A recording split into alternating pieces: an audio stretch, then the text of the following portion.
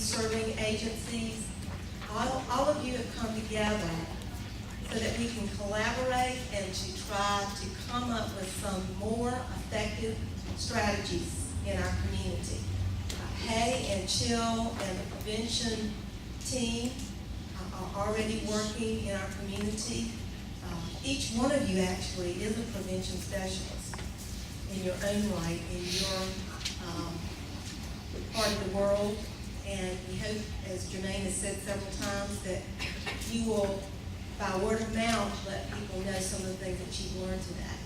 But before we close and we do our drawings for our door prizes, I would like to hear from any of the groups that came up with particular strategies.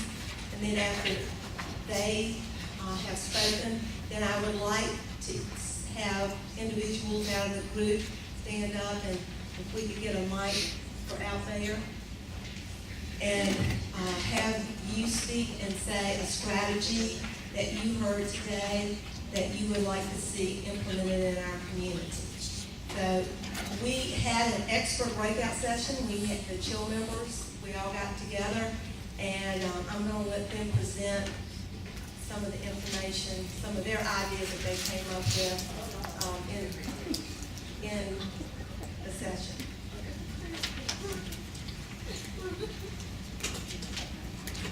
This is Cameron Harris from Martinsville, Piedmont, and Mary Elizabeth.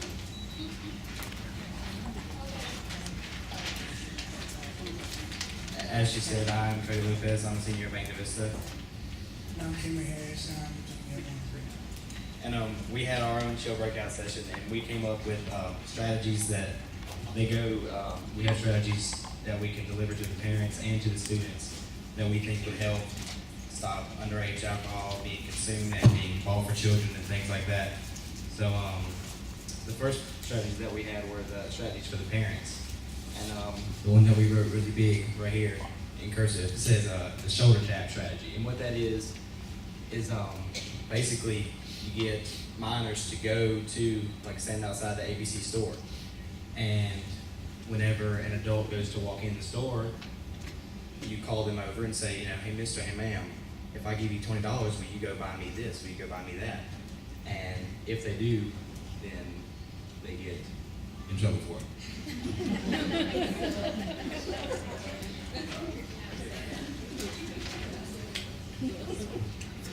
The next one was doing chill and PTO meetings. So I guess we were pretty much talking about different stuff and displaying different ideas about like what to do as if like the student would get caught drinking or anything, or how like they would go about it, or what they would do to the student if they were caught drinking. And why we wanted to go to the PTO meetings, especially the PTO meetings at the younger ages, because that's primarily where they have them. That way we could talk directly to the parents, because a lot of this info, even if you give it out at school, it's not going to go to the parents. If you give it to the kids and say, give this to your parents, give this to your mom or your dad, even if they do give it to them, a lot of times the parents dismiss things like that.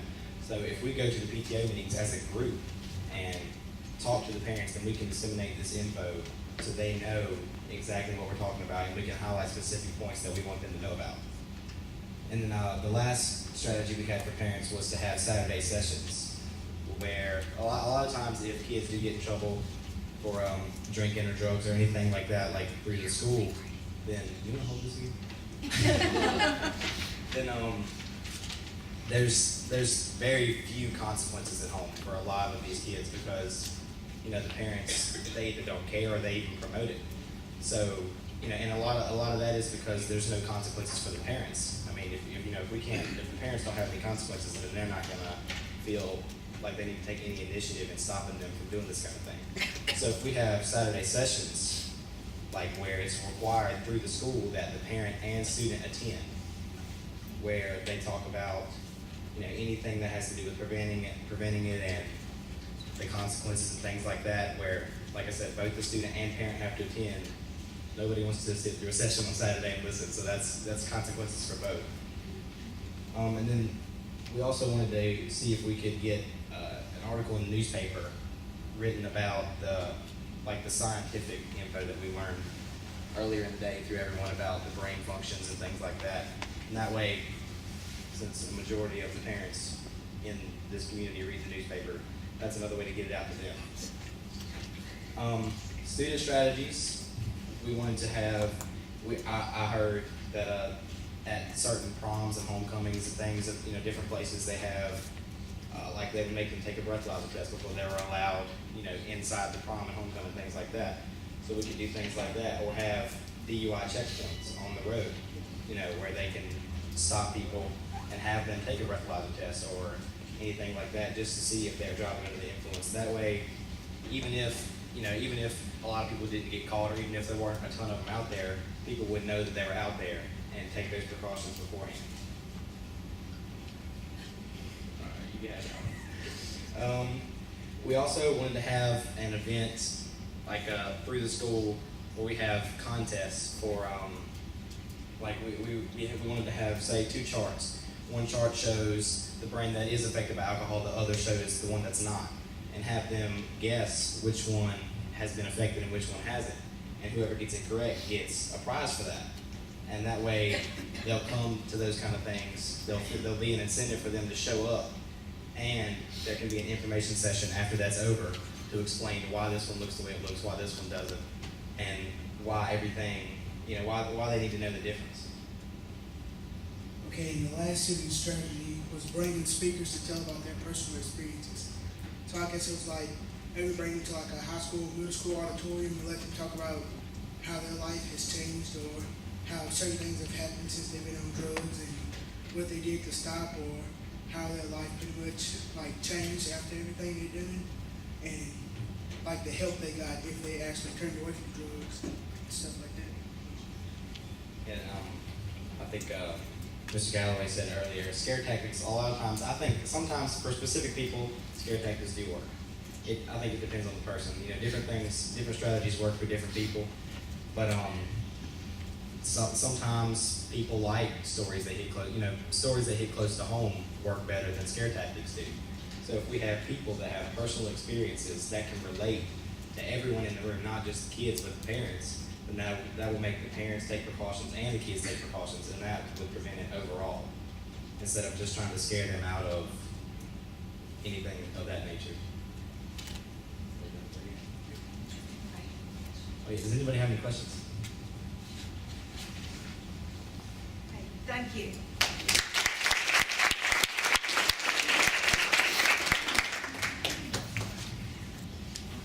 They came up with some great ideas, didn't they? So I hope the people that are in this room will support our youth in helping get these things accomplished in this next year. So I think there's definitely some great goals to have. The environmental strategies in Nancy's hands. Did Nancy, you want to? Well, is there anybody that was in our group who want to share some of the stuff?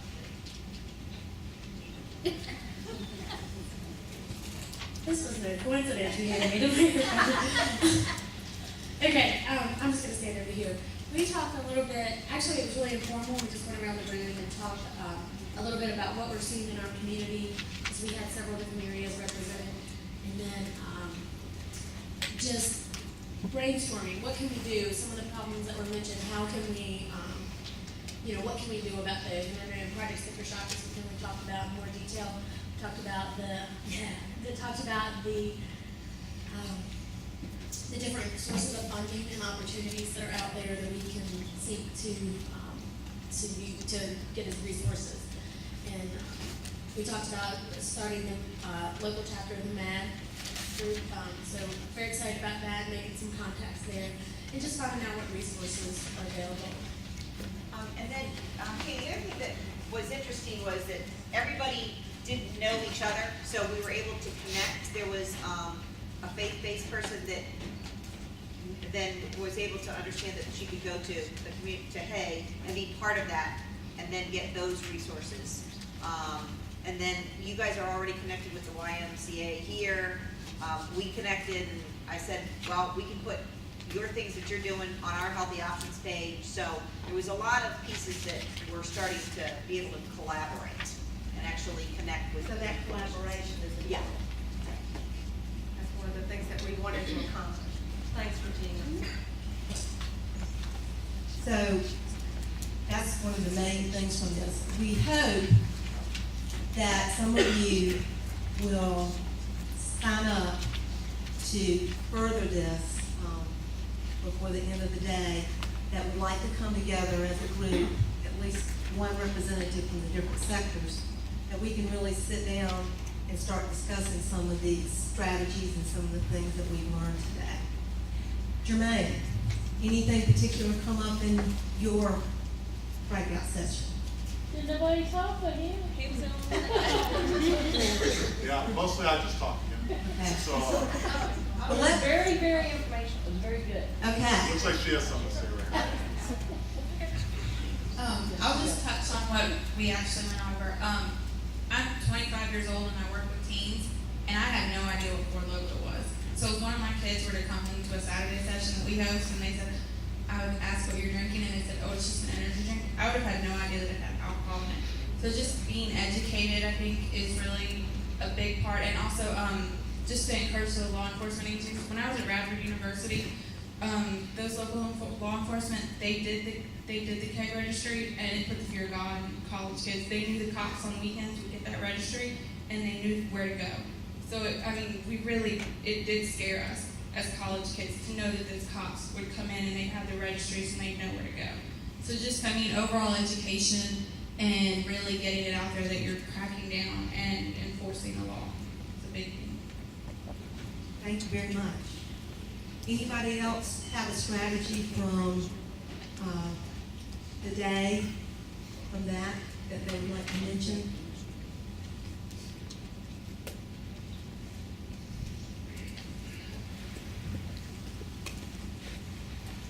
Just as a representative of clergy, as I have learned also the different language that is being spoken by the young people, and I know us as clergy are very much in the dark, and I think my strategy is to talk to the different ministerial associations that I am connected with, and with the possibility of encouraging us to get more involved with the language at this point, and so that we would understand the language when we hear it in our congregations going on.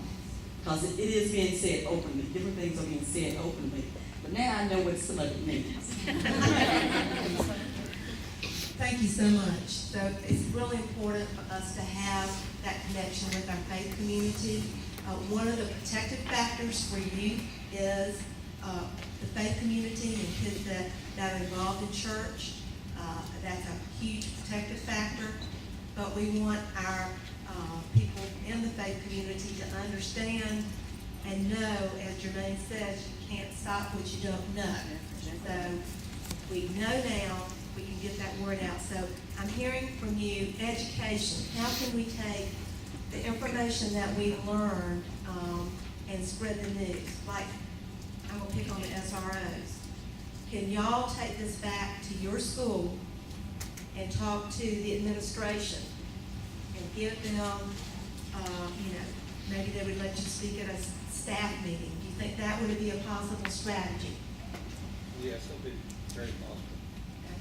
We try to work together a lot now on different programs, but this is something that probably hasn't been addressed as a whole.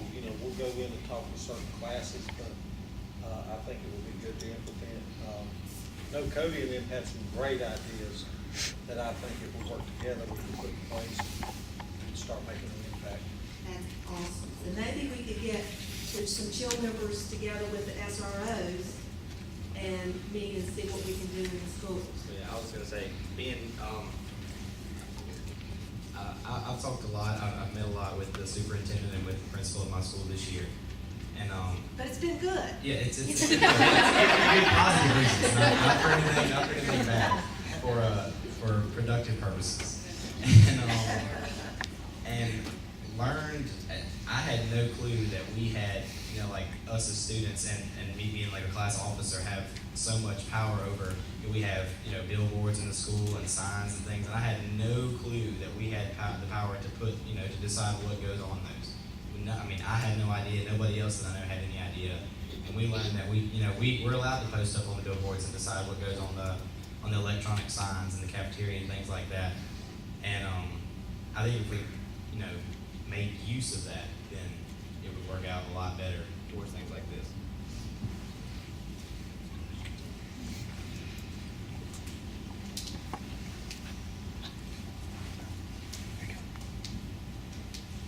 Hi, I'm Lisa with Adult Probation, and I'd just like to say one thing I learned from Jermaine, is that your name, is that law enforcement, probation, parole, prosecutors, common attorneys, everybody, we need to work together. I think that's kind of been a missing piece.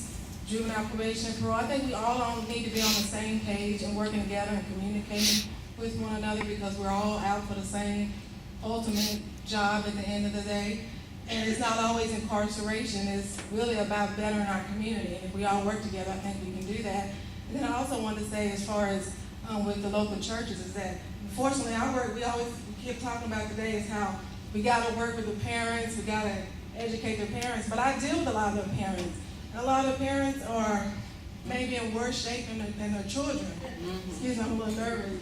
So I think, you know, if there's some way we can get out to the churches and out to the Ruritan clubs and get the word out that we need help on, I guess, getting our kids in some type of better shape, then we all need to work together to do that too. And I think we do need to get the word out to our religious organizations and to our civic organizations as well, because I think that piece is really, really missing. I've got to come back to that. I don't need a microphone either. I'm as loud as the other Nancy is. We just did that. We just held a rally in our area. And like I say, I live in the Stanton area, and we mailed out probably 250 to 300 invitations to churches and held a local rally. And our next one is for businesses and civic groups together. And you would not believe the connection we made by just doing that little piece. We did a couple We only had like 60 of 17 churches that came, which really blew my mind. I really thought we might get through. And we made connections that night that just made you cry. And it was unreal. And so I went back to work and did a distribution list with everybody that was there with their email contact on it. And by the end of last week, we had 3 requests for youth in need, and they have been filled. So it can be done. It takes a lot of patience and a lot of work, and you have to tiptoe. Yeah, we did that about a month ago, Community Recovery Day. We was our first one, and I think it was a success. We need to improve on and work on some things. But I think for the very first time, I think we did pretty good bringing the word out to the community that it is possible. But I just like to see us do it even better next year. But our biggest impact was the youth. We had a youth speaker there that has issues. And he told us, and like I say, we need to educate. Sometimes we have to be a little careful on how much we educate our youth though. Because this one youth said we taught him what to go out and do. So we have to be a little careful too of how much we're educating them. Yes, definitely educate the parents if you can get them there. Like I say, it's hard to get them there. Okay. Any other comments? And I'm a prevention education person. I'm from ABC. I'm an education coordinator. But what I was really hoping that y'all would hear from today is consequences, especially law enforcement, to really enforce the laws and to break up the parties and to do the DUI checkpoints and to work with the schools and get the kids suspended. You know, so there's actually some consequences, because if they're having a problem, behaviors are going to change. I mean, all of us in life, you know, if we have a problem, and it has to get really bad sometimes for us to make a change. And I think that means that there needs to be consequences to some of the behaviors. And for breaking the law, there needs to be consequences enforced. ABC. In our chill breakout session, that was discussed, and I think this summer we talked about that. Bonnie Cavero and I met with Police Chief Mike Rogers and Sheriff Wayne Perry and the ABC agent Jay Engstrom, and we decided to collaborate and to follow through on the consequences. I'm hearing from Martinsville saying that this year they feel like there are a whole lot more consequences. But it is true that you will hear from the kids saying the problem is that there are not enough consequences. So y'all supporting that is important, and it starts young. It starts young with having the consequences. So thank you, Regina. That is very, very true. Having the consequences is really, really an important thing. Any other comments? I don't do that. I'm good. I'm a parent of a child member. I'm very interested in getting a MAD unit here, so I have Christie's contact information, so anyone that would like to join me in trying to get a MAD unit here, I'd love to have your support and help. I'm also a child parent, and I will join you with the MAD thing. I was thinking the same thing. Also, I agree with the lady about the kids having more consequences. I had a child that I got guardianship over, and he had some drug issues. And I went to the school. I talked to the principal. I talked to the superintendent. I talked to the teachers and everything, and gave them pretty much an idea of where the drugs was coming from. And nothing was done. The child was high in school. He was getting the drugs in school.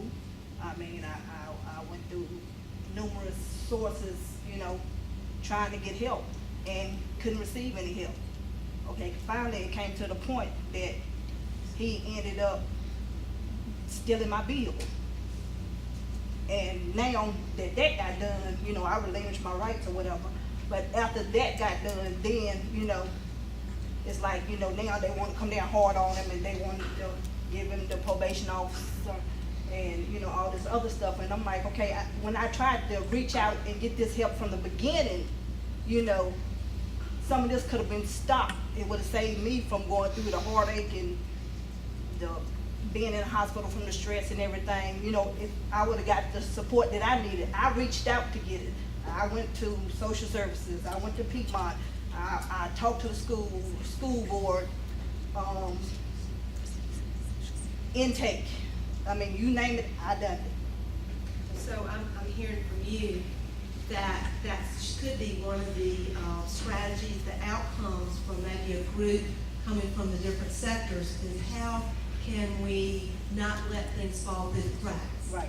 Because sometimes that's what happens, that one agency might feel like another agency is theirs, and if we're all working on this issue together, we can maybe help things from children falling through the cracks. Because really, one of the things brought up at a gang prevention initiative here a few weeks ago was Bob Bushnell, who's the county Commonwealth attorney, said, I'm not seeing kids until they're really in bad trouble. What's going on? And the county school superintendent at the time got up and said it's consequences. The kids are not getting consequences from their parents, all along the way. So the consequences may seem awful at the time, but the consequences could be a whole lot worse down the road. Maybe this could be something, if they get caught for a lesser thing, would prevent deaths. Okay?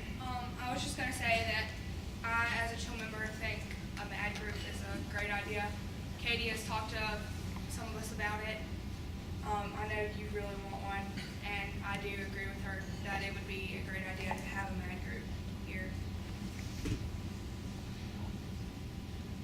I think, like where she said, a lot of people aren't getting help until it's too late or until something serious has happened. We had, I'm gonna pick on her, Miss Davis, who we form groups in our school, like NOD, which is Not on Tobacco, and then we do RELATE, which is relationship education and things like that. And when you have kids in the group that are willing to inform her that other kids are doing things, like I think they mentioned the code of silence earlier today. If you have kids that are willing to, even anonymously, just tell them that this person is doing this and needs help, then and Joni went and personally contacted those kids, sat down and talked to those kids that we highlighted that we knew needed specific help on specific problems. And I think if we had more people that went through the school system and did things like Joni did, then a lot of this could be prevented and helped. That's one of the things that CHIL members are really good for when they go through their 3-day training. They personally don't have the training to help kids, but if they know of a peer that's having problems, we do have, Piedmont has counselors in the schools that can address those. So, with those that usually go into the schools, would y'all stand up? Back there. We're in the midst of getting a few more people, but this is Valerie Blevins, and you're at? I'm at Bassett High School and FC Middle School and Patrick County High School and Axton Elementary. I'm at mostly at Marksville Middle School and then some at Patrick Henry Elementary. I'm Ann Gibson in the law department of the school. I'm at now all of it. Thank you very much. So these are people that are coming in that are not involved in the school system, so sometimes it's easier for, a youth to talk to them. So that is happening. Maybe a lot of people are not aware of that, but that is in the schools. And if you're a pastor or you're a friend, you have a friend whose child is having problems, there are people in the school systems to help out. And then if there's something, I think Bonnie alluded to this earlier, if there's a greater problem than just discussing it with someone and coming up with some strategies to try to cope, they would be referred to more in-depth resources that are available in our community, and even crisis situations to Piedmont Community Services. So that is available in our community that maybe we're not taking enough advantage of. Okay, real quickly, we have hoped to bring into the discussion today about our teen pregnancy rate and STD rate. And in one of the breakout sessions with Dr. Green, we had some technical difficulties and weren't able to get all of that completed. So what, Jermaine, you might can speak to this a little bit. A lot of times people think underage drinking, alcohol abuse with teens, accidents, drinking and driving, falling off a balcony, all of those things. And some parents will say, I want to drink in my house so they'll be safe. Well, a lot of the teen pregnancies, a lot of the STDs, we have very high rates of those in our community. That also involves drinking. And is there anyone that would like to speak to that? Kathy? Oh, She's my church buddy, I can put her on the spot. I'm Kathy Whitley, and I work at the health department. I'm a nurse practitioner, and I also run the STD clinic and the family planning for the contraceptive clinics for my patients. And we also have a teen clinic that's located at Marksville High School. So yes, I see firsthand. Some of the girls will tell me they lost their virginity on prom night. They'll say, I had sex one time and I got an STD. I had sex one time and I got pregnant. And almost inevitably, when I question them, they say alcohol was involved. So I want to make sure, like Katie said, that we keep the focus on some of the other societal problems that come from alcohol abuse and, teen pregnancy, STDs, all of those societal problems derive from this also. Thank you very much. We're going to continue here in a second, but Jermaine has to leave us. He's got a plane to catch back to Idaho. And let's give him a round of applause.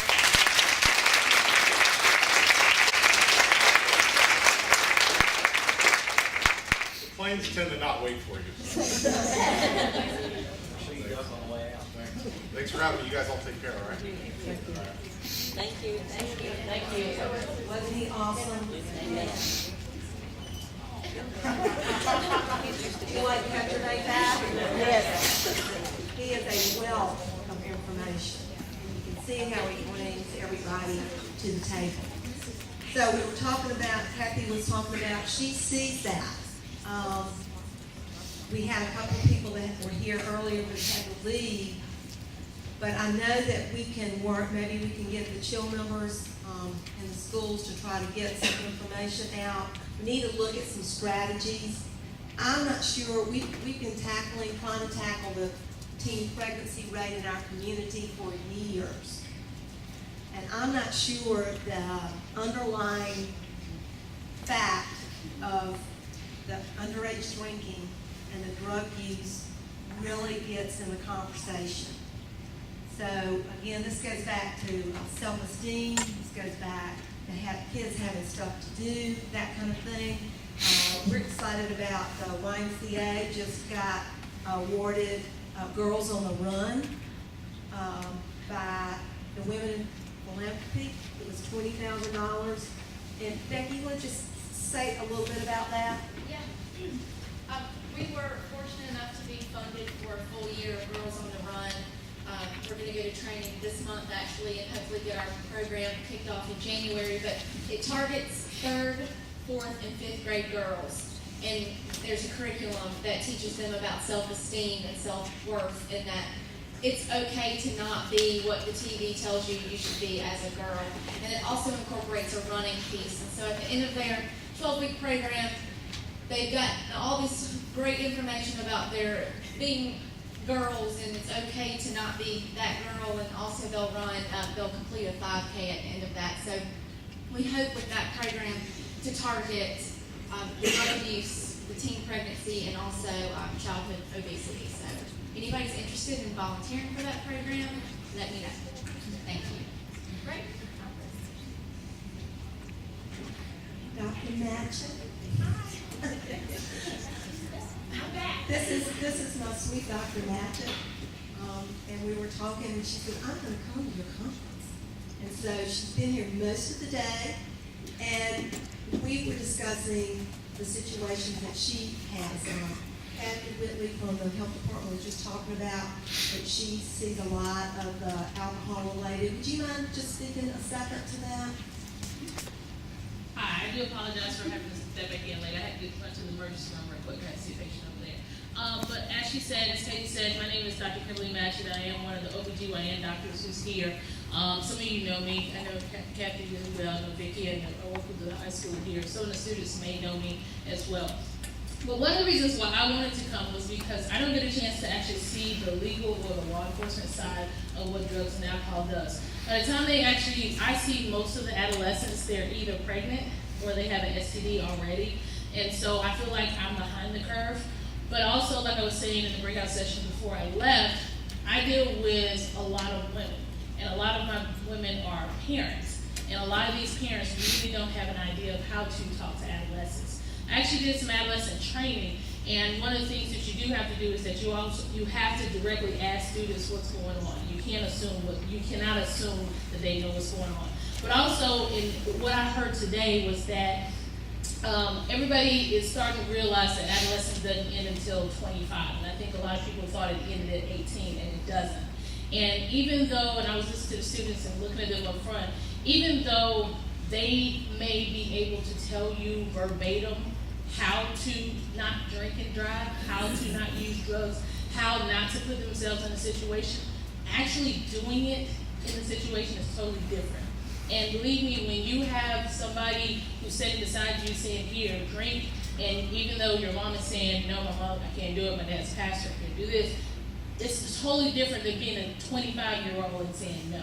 And that's the one thing I wanted to come today to see how you guys deal with it, to see what else is out there, so that we can have a collaboration. Because unfortunately, I see it all the time, whereas I have girls in my office, because as an OBGYN, that's what I see. And we get into the, okay, who's fathering the baby? And I get, well, yes, it's due. Okay. Come up to the time the baby delivers, and it's like, well, okay, maybe not. Oh, it was that night I got drunk. And I'm like, wait a minute, you forgot the night you got drunk? Well, I did, really. So it does impact these girls. It does impact so much of our community. And so that's one of the reasons why I wanted to be here. Because unfortunately for most of my patients, I do have a very confidential environment. So if they come to me and say, I drink 5 drinks a day, I don't go to law enforcement. But I would like the resources, and I wanted to know what was out there so that to say, and I do tell my teenagers, I said, hey, you know, you can drink underage, but blah, blah, blah, blah, blah, it's going to happen to you. So now that I know what you guys do, I like to, you know, this is what's going to happen. So that's one of the reasons why I was here, and I wanted to learn more resources so I can point my teenagers in the right direction. So I hope I haven't taken up too much of your time, and thank you guys for being here, and thank you, Katie, again. That's what it's all about. Okay, I think we have gotten that, I guess that dirty little secret out of the closet that underage drinking has other ramifications. Yes, the drinking and the driving and the accidents are super important, but the brain, what about that brain? Let's protect it. As Dr. Favero said, we put helmets on our kids when they ride their bikes. We put them in a car seat. This is the same thing. Protect your child's brain. And then let's start the discussion about teen pregnancy and association of the high rate of teen pregnancy and STDs in our community with the problem of alcohol, tobacco, and other drug use. So, thank you so much for being here. Let me tell you what's going to happen next. If you have not handed in your conference evaluations, we need you to do that and get that going. And then we want you to get your tickets out. And let's see who's going to win our door prize.